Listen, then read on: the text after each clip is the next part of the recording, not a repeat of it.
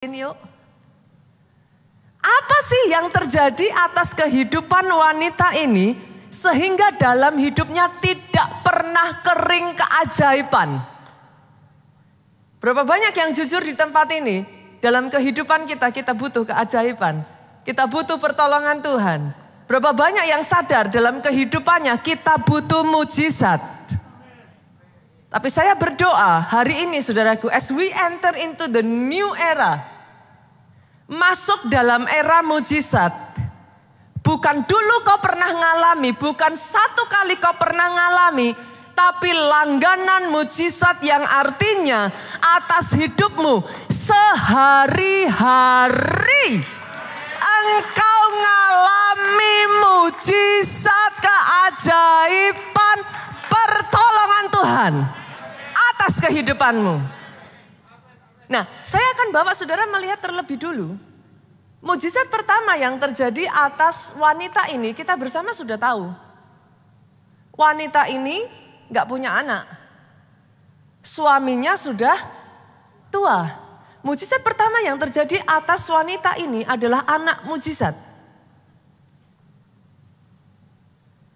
Apa yang dimaksud anak mujizat?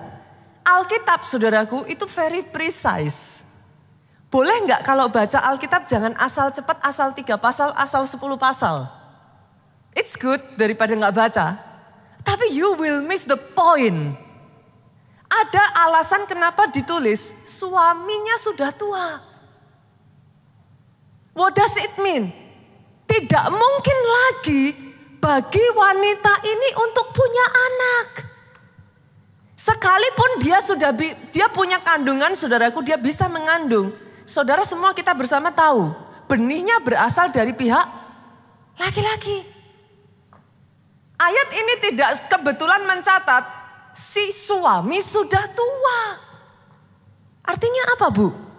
Apa yang harusnya tidak bisa terjadi? Because you enter into the new era of miracle, dijadikan atas hidupmu. Oh, apa dengar ini saudaraku? Saya berharap saudara bisa nangkep ini. Harusnya project-project yang engkau nggak bisa dapat, yang bahkan itu terlalu besar buat engkau. Mau dilihat dari sudut pandang manapun, seolah-olah dinalar manusia, Pak. Nggak mungkin.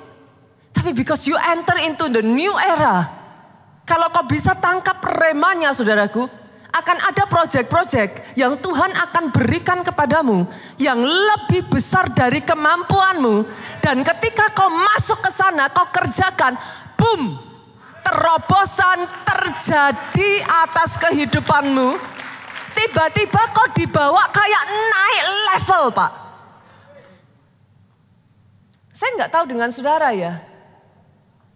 Tapi apa yang seharusnya tidak bisa terjadi? Mungkin di sini bahkan ada yang berdoa untuk anak mujizat. I don't know saudaraku, itu sebabnya saya tantang saudara. Berani untuk bersama-sama tangkap remanya dulu. Tap into it, Bu. Simple, kuncinya simple. Believe. Percaya. Dimulainya dari hati yang percaya dulu.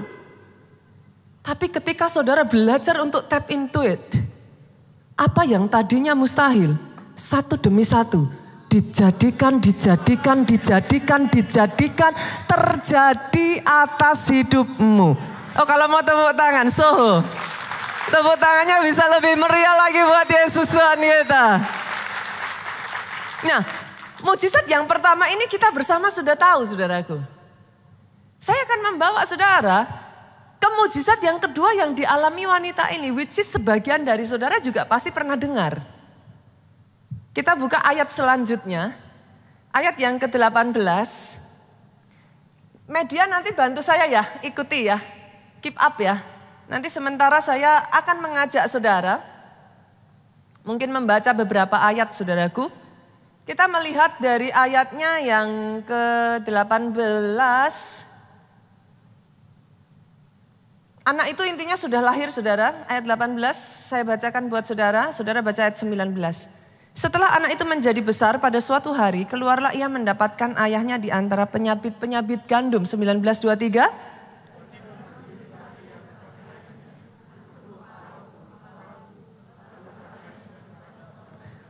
Angkatlah dia dan bawa kepada ibunya. Ayat 20. Diangkatnya lah ia, dibawanya lah pulang kepada ibunya. Nah ini saudara. Wow. Saya baca ayat ini ya tadi. Sekian waktu ini saya merenungkan ya saudara. Saya baca ayat ini tadi saudaraku. Air mata netes loh di pipi saya. Diangkatnya lah dia, dibawanya lah pulang kepada ibunya. Duduklah dia di pangkuan ibunya sampai tengah hari. Tetapi sesudah itu matilah dia. Buat sebagian dari saudara, saudara baca ayat ini saudara bisa tersenyum. Tapi kalau saudara menempatkan diri saudara di posisi wanita ini, untuk dia dapetin anak ini, it seems it is already impossible. Ini anak satu-satunya. Berapa banyak di tempat ini yang adalah seorang ibu, boleh saudara lambaikan tangan saudara. Di pangkuan ibunya, Alkitab mencatat anak ini meninggal. Saya nggak tahu itu rasanya ibunya kayak apa. Kalau bisa teriak, dia teriak. Kalau bisa nangis, dia akan nangis. Tetapi yang membuat saya lebih meneteskan air mata saya bukan kisah tentang kematian anak ini. Tapi sikap ibu ini ketika anaknya meninggal. Kalau mujizat yang